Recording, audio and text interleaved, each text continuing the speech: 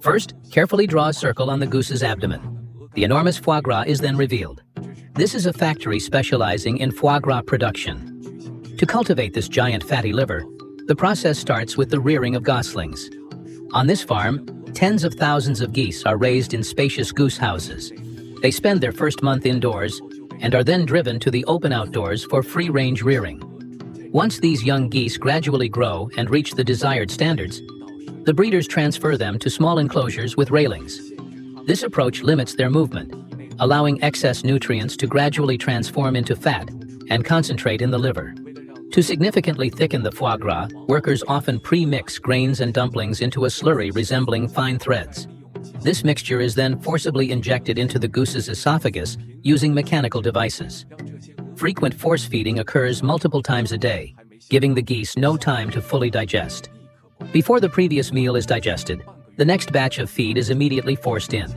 Repeating this process for 10 days to half a month causes the goose's liver to grow at an astonishing rate, often reaching 6 to 10 times the normal size.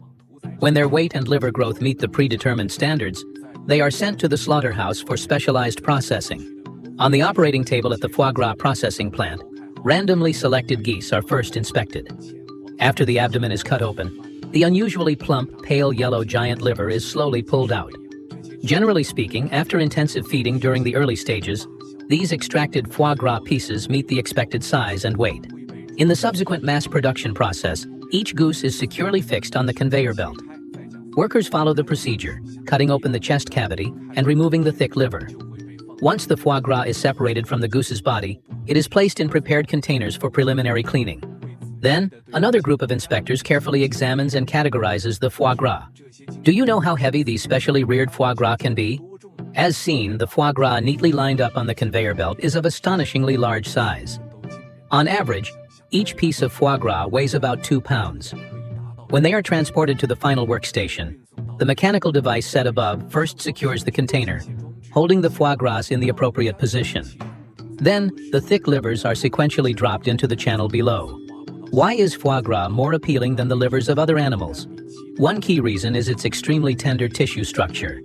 The fat cells are plump and firm, and each tasting experience allows it to quickly melt on the tongue, releasing a rich, enticing aroma that makes you want to take another bite. However, compared to French foie gras, the overall flavor and texture of these mass-produced artificially raised foie gras still fall short. The texture is not as smooth, and the unique flavor is somewhat lacking. Nonetheless, to meet the demands of mass consumption and export, these regular foie gras are eventually processed into canned foie gras and sold overseas. After the foie gras is cut and removed, the remaining goose meat is not discarded. Every worker in the factory has a clear division of labor. Some people are specifically responsible for cutting the goose legs from the body. Next, other workers throw these separated goose legs onto the operating conveyor belt. The goose wings and other parts of the meat are also removed sequentially. As for the remaining goose carcasses, they are removed from the fixed metal rods by mechanical devices, and then workers transport them to another conveyor belt for sorting. In this way, after further sorting and packaging, these ingredients are sent to various supermarkets for sale.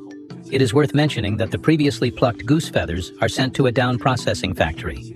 They undergo a series of relatively complex processes, including cleaning, disinfection, and treatment, eventually transforming into the filling materials used in common items like down jackets and duvets. Thus, from foie gras to goose meat and even down feathers, almost nothing from the entire goose is wasted on this modern production line. Every part finds a suitable use,